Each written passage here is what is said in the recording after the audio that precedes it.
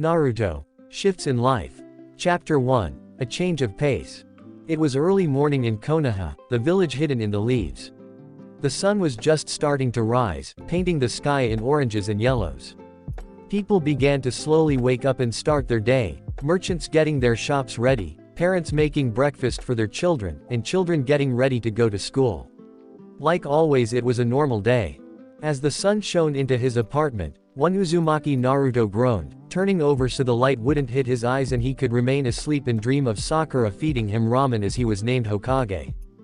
Unfortunately, it was not to be, as the alarm clock Naruto had set began blaring loudly. Beep, beep, beep, ga, Naruto shouted as he fell out of bed. Blinking, he looked around as his vision began to clear. He stood up and shut off his alarm, yawning loudly as he stretched. He looked back at the alarm clock. It was fairly old and worn from use. Naruto had found it in a trash can and fixed it up. However, he had never actually used it before. For a moment, Naruto tried to remember why he had set the alarm clock in the first place. He scratched his belly for a moment in thought before his eyes caught sight of his calendar, more specifically the date with the large red circle. That's right, it's the final exam before I become a ninja. Naruto shouted in a frantic voice as his eyes widened. He rushed into the bathroom, turning on the water of his shower as he took off his pajamas and stepped into the shower. The water was cold, freezing cold in fact, but Naruto had long since learned to ignore it. The owner of the complex was a rather cranky old lady who, like most of the villagers, meaning around 98% of the population, hated his guts. She had long ago turned off all the hot water that went to his apartment, forcing him to take cold showers. Finished washing, Naruto turned off the water, grabbed a towel and dried himself off. Moving back into his room, Naruto moved over to the closet.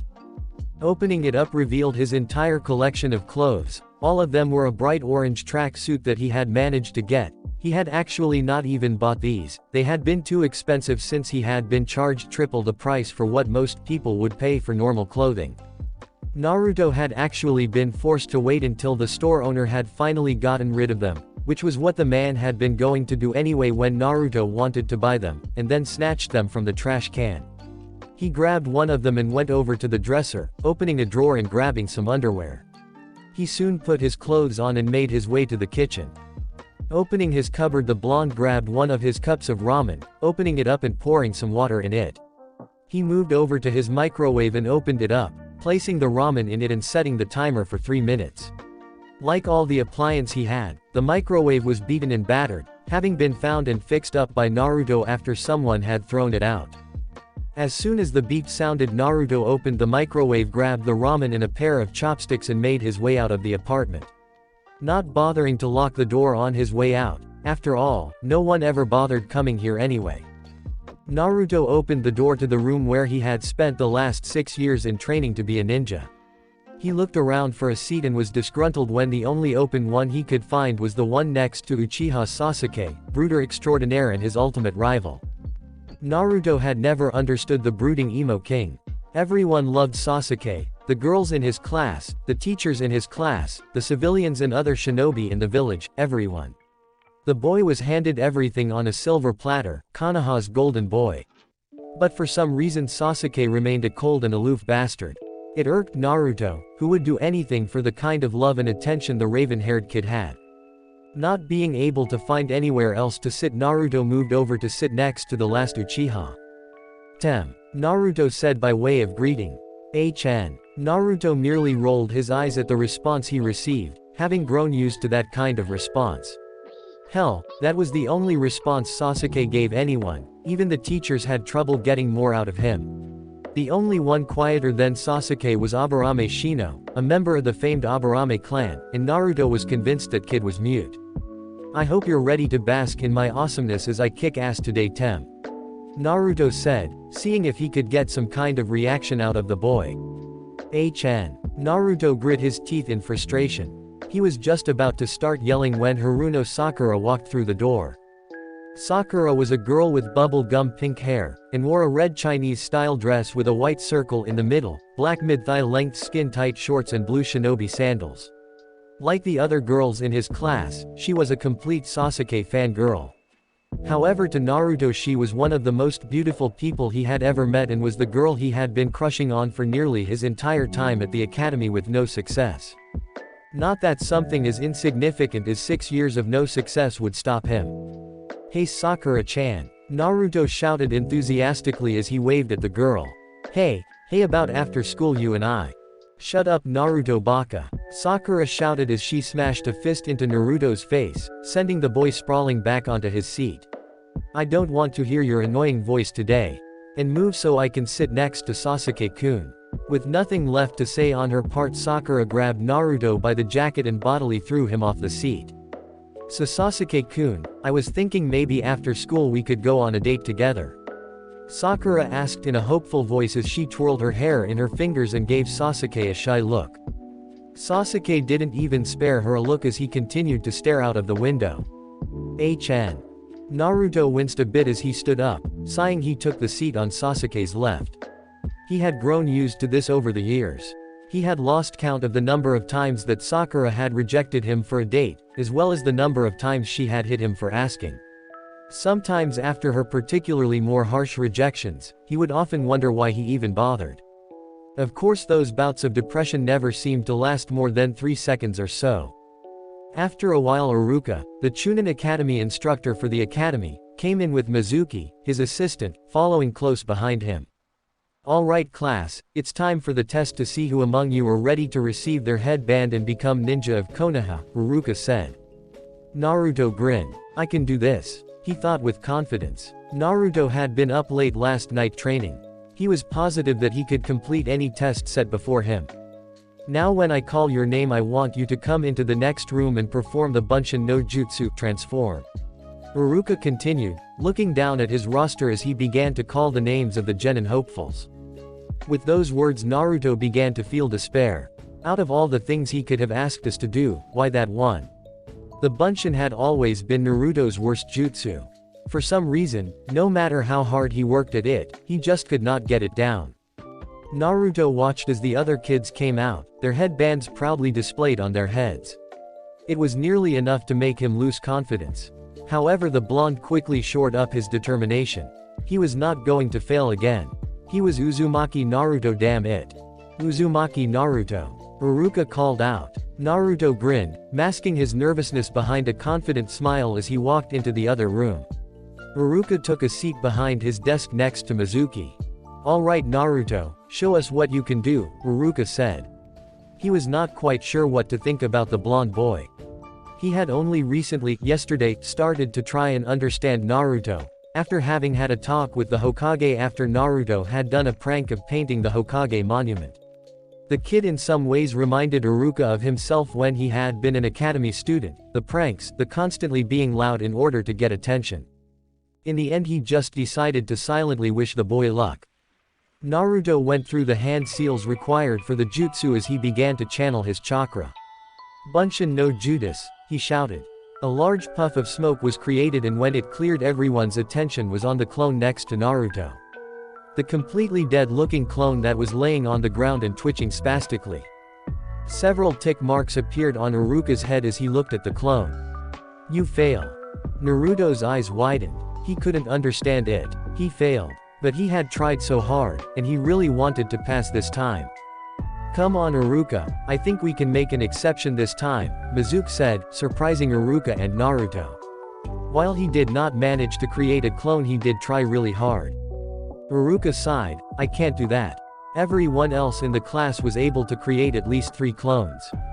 And Naruto only managed to create 1, and look at it, it's pathetic." The Chunin instructor looked at Naruto. "I'm sorry Naruto, but I can't pass you."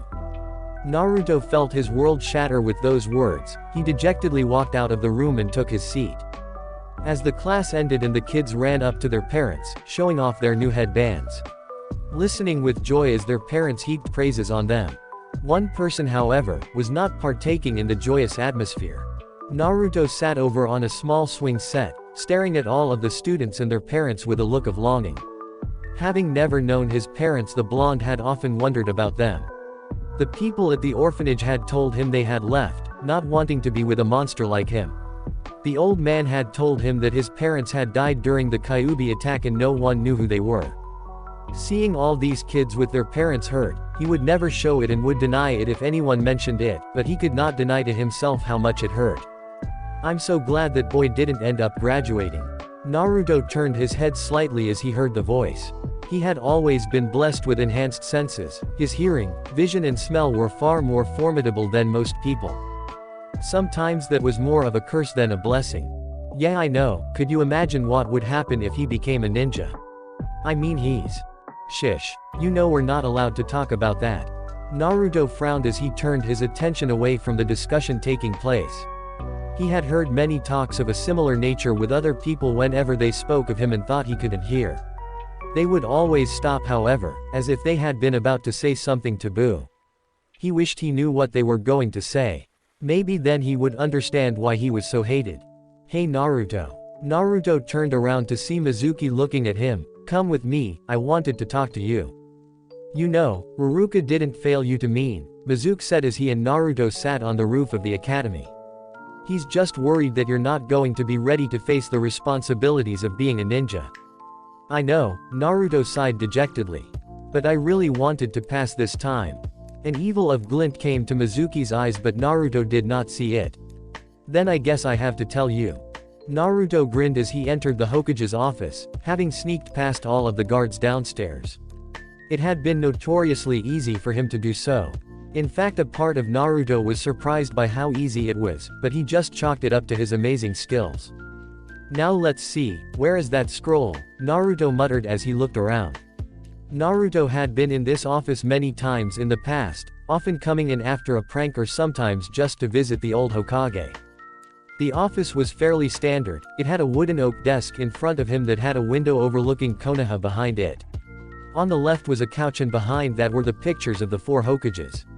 On the other side was a bookshelf filled with books and scrolls.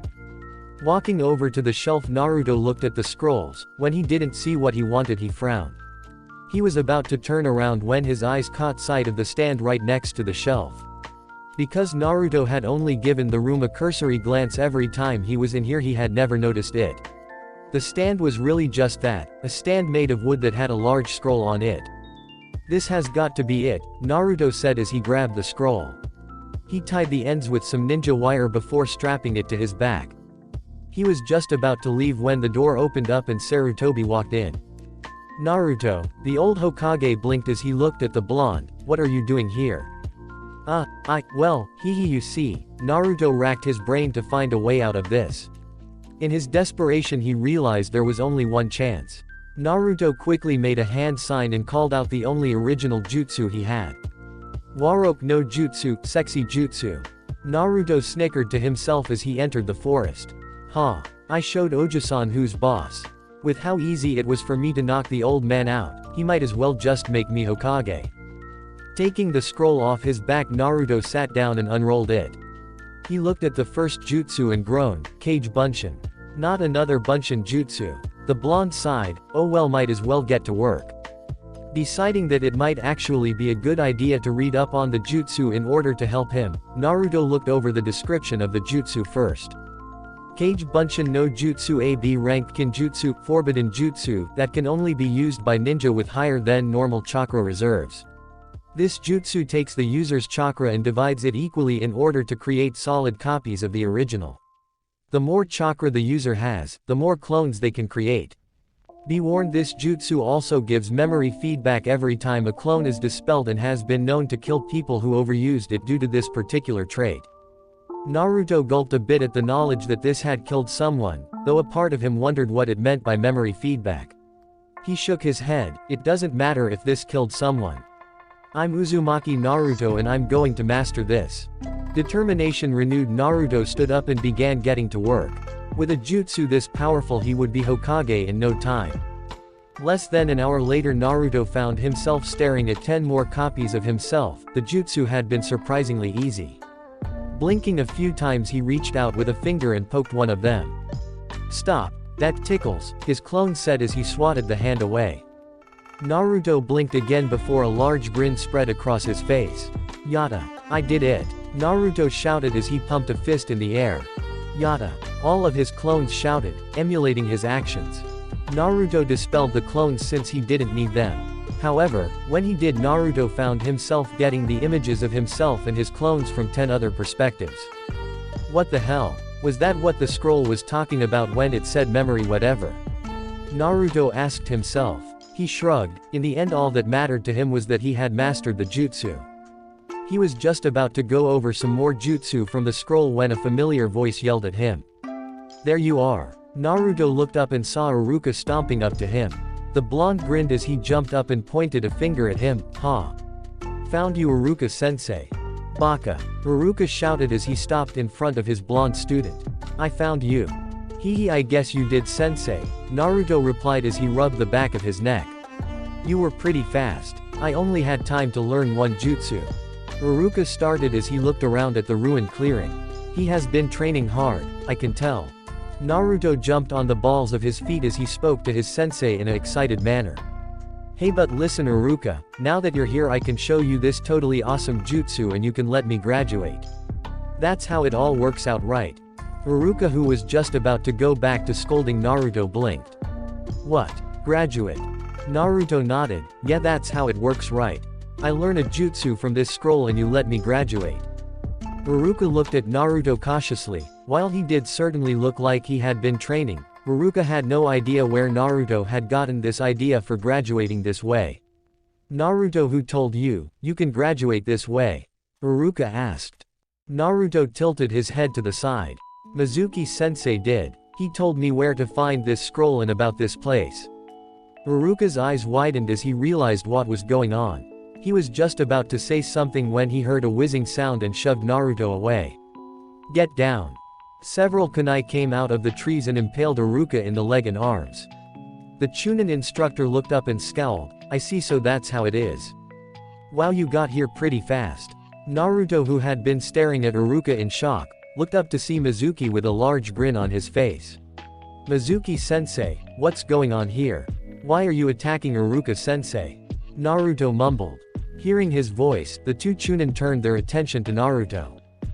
Give me the scroll, Naruto, Mizuki commanded, holding out his hand. No, Naruto, don't give it to him. Iruka shouted. What's going on? Naruto asked, unsure what he should do. Mizuki used you to get the scroll. Iruka said, that scroll contains Konoha's secret and forbidden jutsu. He lied to you so you would do his bidding. Oh, I'll tell you who's lying, Naruto, Mizuki said with a smirk. Iruka looked over at Mizuki and saw the smirk on his face. It was then he realized what the white-haired traitor was going to say and his eyes widened. No, Mizuki, don't say it, you know it's forbidden. Naruto looked back and forth between his two senseis in confusion. What do you mean? Who's lying? They've been lying to you your whole life, ever since the degree of 12 years ago. Mizuki looked at Naruto with an insane grin. 12 years ago? Naruto shook his head. I don't understand. No. Mizuki, don't. Haven't you ever wondered why were you hated? Mizuki questioned, making the blonde's eyes widen. Why you were ignored. Why people treated you like you were worthless. Like less than dirt. Mizuki, stop it now. Iruka shouted to no avail. I'll tell you why, Naruto, Mizuki sneered. You see, what they don't want you to know, was that the Yondaime did not actually kill the Kyuubi. Instead he sealed it away inside of a newborn baby.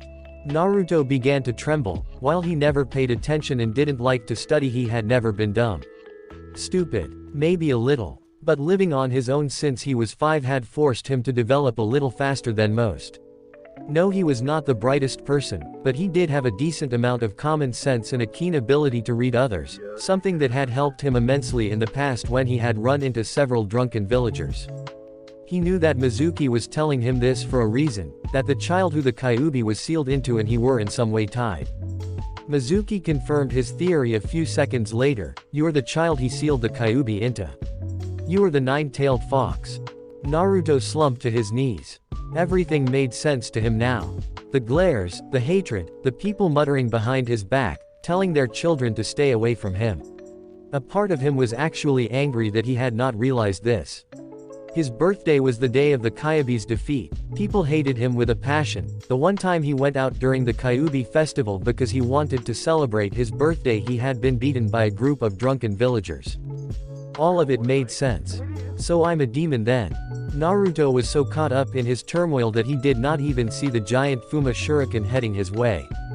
A second later Naruto found himself staring into Iruka's tear-streaked face. He looked over to see a giant shuriken sticking out of his sensei's back.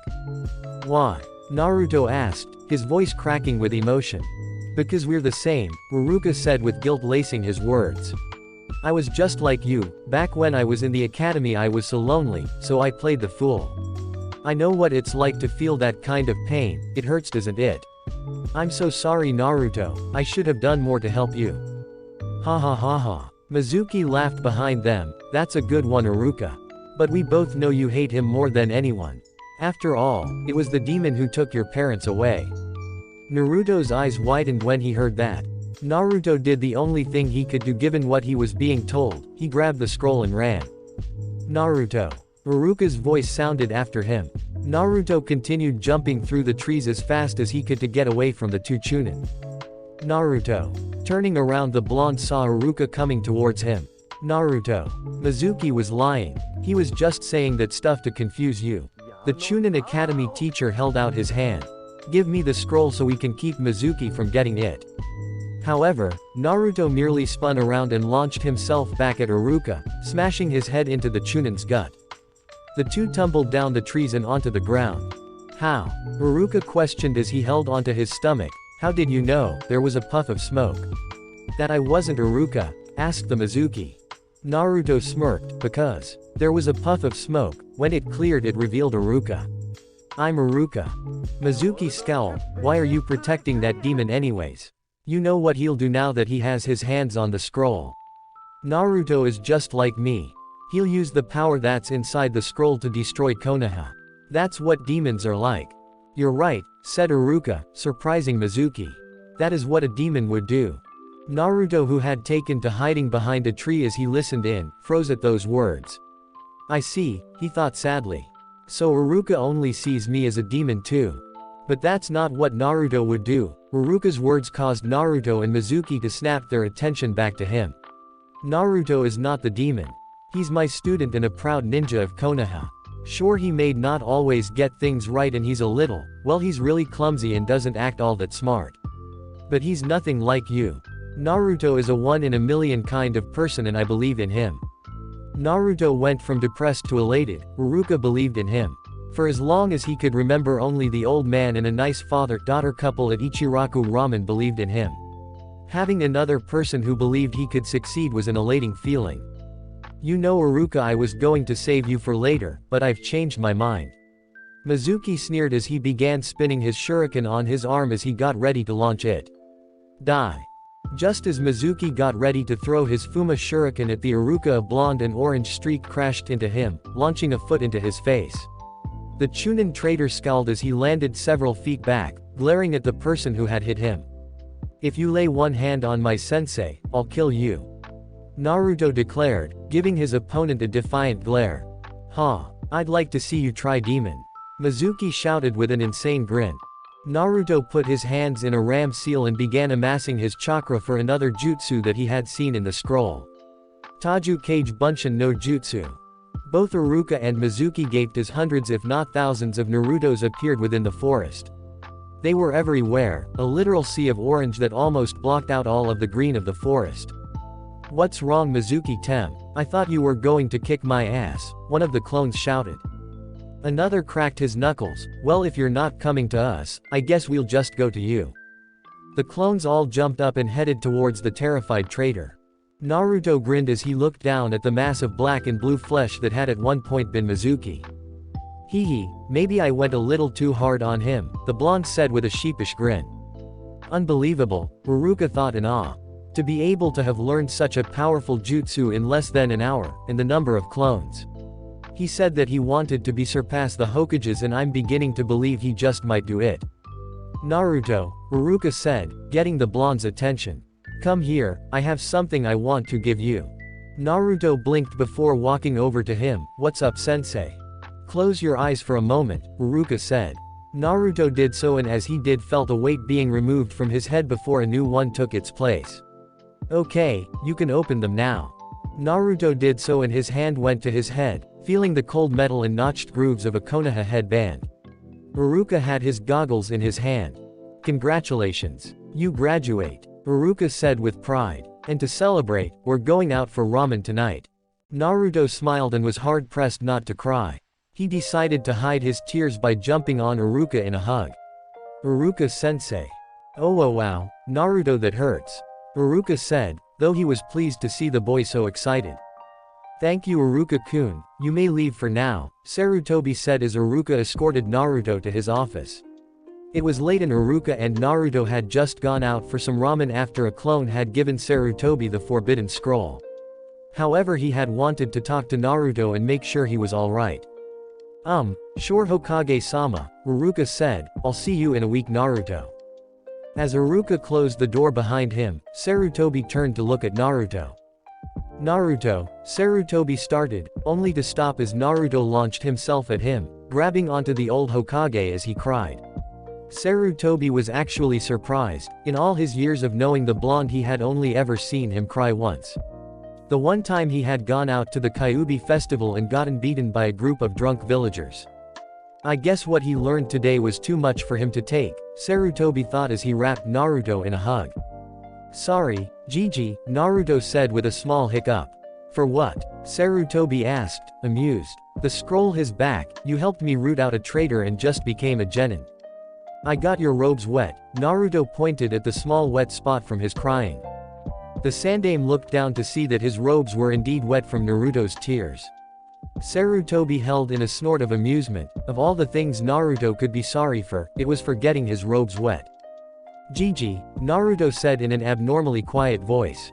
Is it true? What Mizuki said. Sarutobi sighed. He had known this was coming at some point and had hoped to have some time to prepare for it. It is. So I am a demon, Naruto said, looking down at the ground, tears forming in his eyes. Sarutobi grabbed Naruto by the shoulders, making the blonde look up at him. Naruto, I want you to listen carefully. You are not a demon.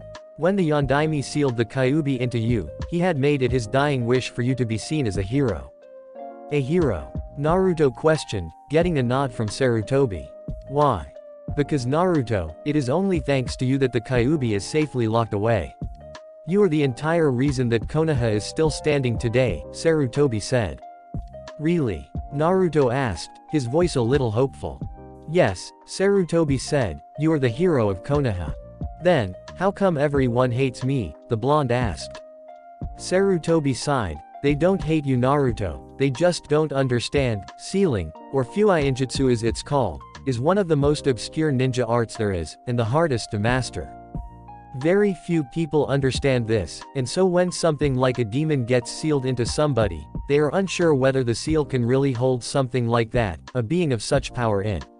You have to understand that when the Kyuubi attacked, many good ninja died that day, and because of that they are unwilling to accept you, fearing that you are really just the Kyuubi in human form. Naruto frowned. That made sense, in some sick and twisted way. But now that he knew why he was hated, he had to wonder what he should do. Would people be able to accept him? Could he get people to see past the Kyuubi and look at him as Naruto? At the moment it didn't seem all that likely. After all, the people of Konoha had 12 years to get over their loss and see Naruto for himself. Then again, he had not really helped in that regard. He had been so desperate for attention that he had turned to pranks, since even bad attention was better than no attention. But maybe if I show them that how good a ninja I am, and that I'm willing to protect the village, maybe I can change their minds. Naruto thought to himself. He looked up at Sarutobi with determination. I'll show them that I'm not the Kyuubi, that I'm Uzumaki Naruto. Future Hokage of Konoha. I won't let this get to me, ever. Datbeo. Sarutobi smiled at seeing the boy's will of fire returning. That's good Naruto-kun. I have no doubt you will eventually get there. However, it will require a lot more hard work than what you are used to. You won't be able to do your pranks anymore and will have to actually take the time to learn about being a shinobi. After all, a Hokage is not just the most powerful ninja in the village, he is the smartest and most cunning as well. So then you're pretty smart, huh Oja-san? Naruto said. Sarutobi chuckled a bit. Naruto-kun, do you know why I earned my nickname of Professor? Naruto scratched the back of his head.